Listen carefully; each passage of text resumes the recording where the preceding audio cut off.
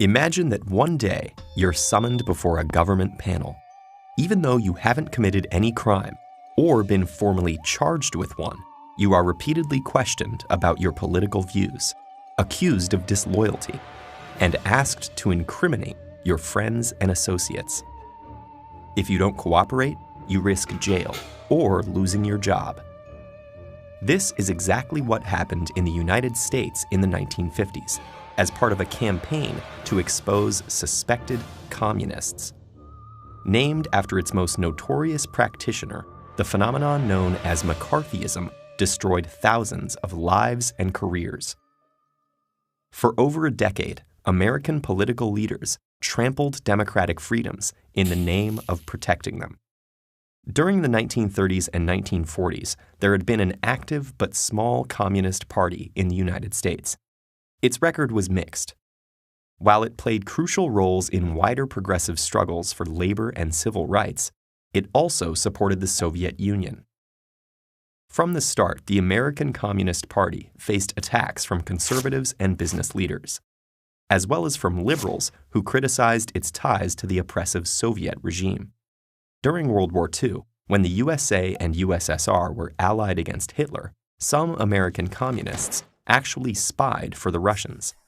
When the Cold War escalated and this espionage became known, domestic communism came to be seen as a threat to national security. But the attempt to eliminate that threat soon turned into the longest-lasting and most widespread episode of political repression in American history. Spurred on by a network of bureaucrats, politicians, journalists, and businessmen, the campaign wildly exaggerated the danger of communist subversion. The people behind it harassed anyone suspected of holding left-of-center political views or associating with those who did. If you hung modern art on your walls, had a multiracial social circle, or signed petitions against nuclear weapons, you might just have been a communist.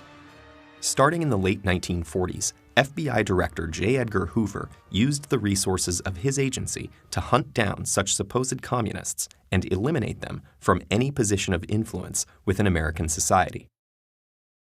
And the narrow criteria that Hoover and his allies used to screen federal employees spread to the rest of the country. Soon, Hollywood studios, universities, car manufacturers, and thousands of other public and private employers were imposing the same political tests on the men and women who worked for them. Meanwhile, Congress conducted its own witch hunt, subpoenaing hundreds of people to testify before investigative bodies like the House Un-American Activities Committee. If they refused to cooperate, they could be jailed for contempt, or, more commonly, fired and blacklisted. Ambitious politicians like Richard Nixon and Joseph McCarthy used such hearings as a partisan weapon, accusing Democrats of being soft on communism and deliberately losing China to the communist bloc. McCarthy, a Republican senator from Wisconsin, became notorious by flaunting ever-changing lists of alleged communists within the State Department. Egged on by other politicians, he continued to make outrageous accusations while distorting or fabricating evidence. Many citizens reviled McCarthy, while others praised him. And when the Korean War broke out, McCarthy seemed vindicated. Once he became chair of the Senate's Permanent Subcommittee on Investigations in 1953, McCarthy's recklessness increased. It was his investigation of the Army that finally turned public opinion against him and diminished his power.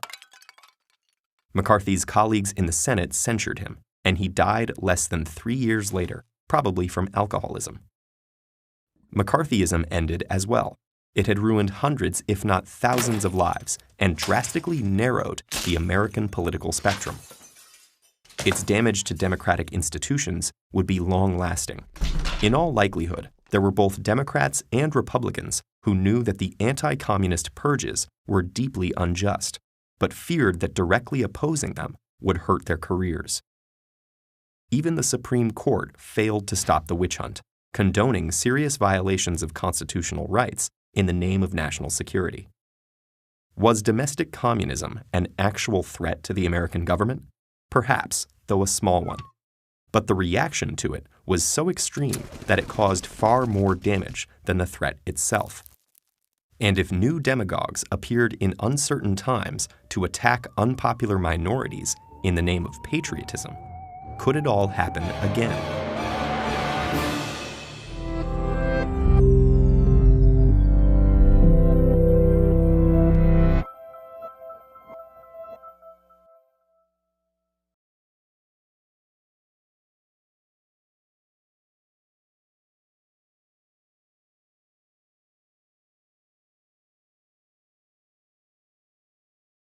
This is Andrews Air Force Base, just outside Washington, D.C., Sunday evening, September 27th, 1959. And now, a page from our Sunday morning almanac, 56 years ago today. CBS News presents a special report on Soviet Premier Nikita Khrushchev's departure for Moscow, which occurred minutes ago, the end of his extraordinary 13-day visit in this country. Extraordinary indeed. Khrushchev's visit was an effort by both countries to ease Cold War tensions. Toward that end, President Eisenhower himself welcomed Khrushchev upon his arrival. And all seemed to be going well enough until day 5 of the trip, when Khrushchev stunned the world with this angry announcement. Just now, I was told that I couldn't go to Disneyland. Я говорю, почему? I asked, why not? Может быть, там теперь ракетная площадка создана? What is it? Do you have По запуску ракет? rocket launching pads there? Khrushchev dismissed the official explanation that his safety could not be guaranteed. He even briefly threatened to cut the rest of his visit short. But in the end, the Soviet leader continued his tour, including a stop in America's Farm Belt. Today at Coon Rapids, Iowa, Nikita Khrushchev went out into the fields to see for himself the secret of Iowa's success.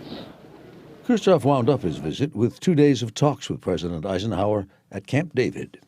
And at his departure, he sounded an optimistic note. I hope that in the relationships between our two countries, we will be able to use more and more often the good short American word, okay, until we meet again, friends. As it happened, things would not always be okay between the two countries, nor are they today. With tensions mounting over Ukraine and Syria and other issues, President Obama is scheduled to meet tomorrow with Russian President Vladimir Putin at the United Nations, not Disneyland. Global nuclear disaster looms large. As our image is revealed, we find ourselves in New York City in October of 1960. Inside the UN General Assembly, Nikita Khrushchev is pounding his shoe and his fists, interrupting a special conference on Third World decolonization. This outburst quickly overshadows the purpose of the conference and forever remains a petulant symbol of communist defiance in an age of superpower hostility.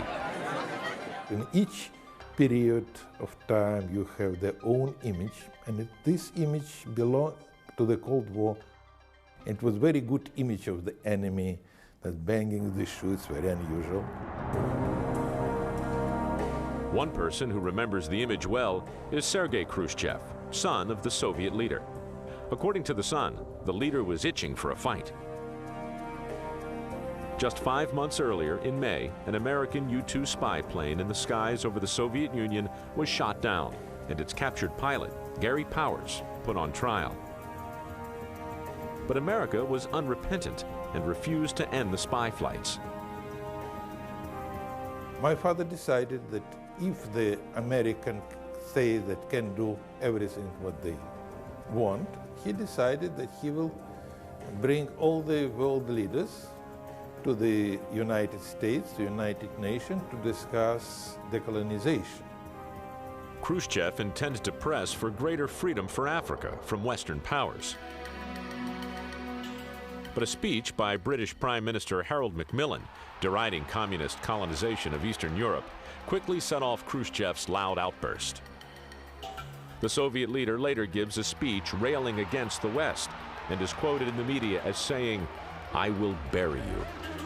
It became such legend, which of course was also very different, and he never told that he will bury Americans. In reality, what he did say can be more closely translated as a promise that communism will outlast capitalism.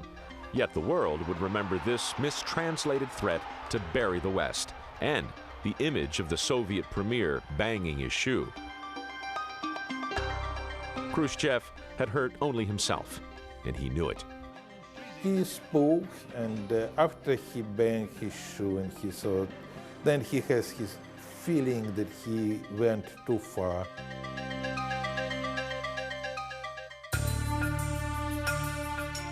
Despite Khrushchev's feelings, he would soon bring the Cold War to a boiling point.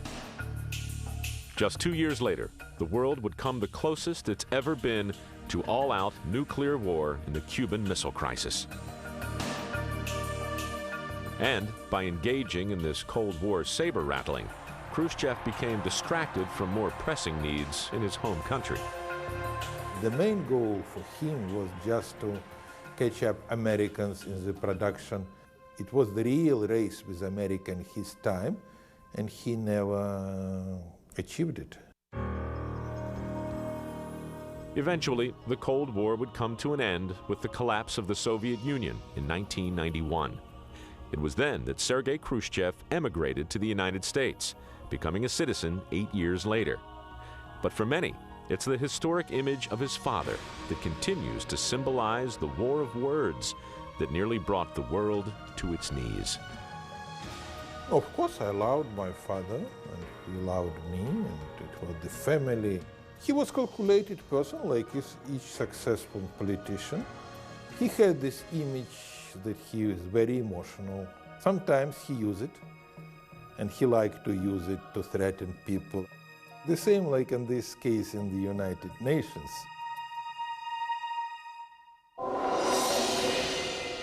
Four years after his violent outburst at the UN, Nikita Khrushchev was ousted from power. And though U.S.-Soviet relations would remain strained for almost 3 more decades, the glasnost of the 1980s proved once again that peace cannot be found in the banging of fists, but in the shaking of hands. For the History Channel, I'm Mike Rowe. Join me next time on The Most. U-2 Incident. The Cold War, May 1st, 1960. In the 1950s, as tensions increased between the USA and the USSR, Khrushchev agreed to a summit meeting in Paris between the USSR, USA, Britain, and France in 1960. Hopes were high for a peaceful coexistence. It was hoped that the USSR and the USA would discuss the increasing tensions in Berlin and discuss the possibility of a nuclear test ban treaty. These hopes were shattered on May 1, 1960, just 13 days before the summit, when an American U-2 spy plane was shot down over the USSR, and its pilot, Gary Powers, captured. The U-2 was a sophisticated spy plane developed by the Americans, capable of top-secret reconnaissance because it could fly at very high altitudes of more than 13 miles above the ground, making it unreachable by Soviet jets and anti-aircraft missiles. They were, however, visible on Soviet radar. President Eisenhower had used the U-2 planes to gather intelligence on the Soviet nuclear missile capabilities, and over 4 years of unengaged spying discovered that the USA was ahead in this area. This time, the Soviets had a new surface-to-air missile that could reach the ranges of the U-2 spy plane. CIA pilot Gary Powers took off from a U.S. airbase in Pakistan towards the USSR, taking photos of military sites when the missiles locked on to his spy plane. The missile exploded near the plane, causing it to drop altitude. As another missile made a direct hit, Powers ejected over Soviet territory and was captured by Soviet forces. On May 5th, Khrushchev announced the downed American spy plane, but Eisenhower denied the plane's real mission, claiming it was a weather plane as a cover story. However, the Soviets had managed to recover the photos Powers had taken and wreckage evidence, proving that the aircraft was indeed for surveillance purposes. Khrushchev demanded an apology when Eisenhower had been caught lying. Khrushchev also wanted an end to unauthorized flights by U.S. aircraft over Soviet territory. Eisenhower refused to apologize. Now relations between the USA and USSR were again at a low. At the beginning of the talks on May 16th, Khrushchev walked out of the summit meeting hours before it started, withdrew his invitation for Eisenhower to visit the USSR, and abandoned talks for nuclear disarmament. Furthermore, as there were no talks on the problems in Berlin, the U-2 incident would lead to the Berlin Wall's construction. Gary Powers, meanwhile, was put on trial and sentenced to 10 years in prison in the Soviet Union. However, he was released in early 1962 when an exchange for a Soviet spy called Rudolf Abel took place between America and the Soviet Union. Subscribe and click the notification bell button to get notified when a new Simple History episode is out. Get Simple History, the Cold War, today.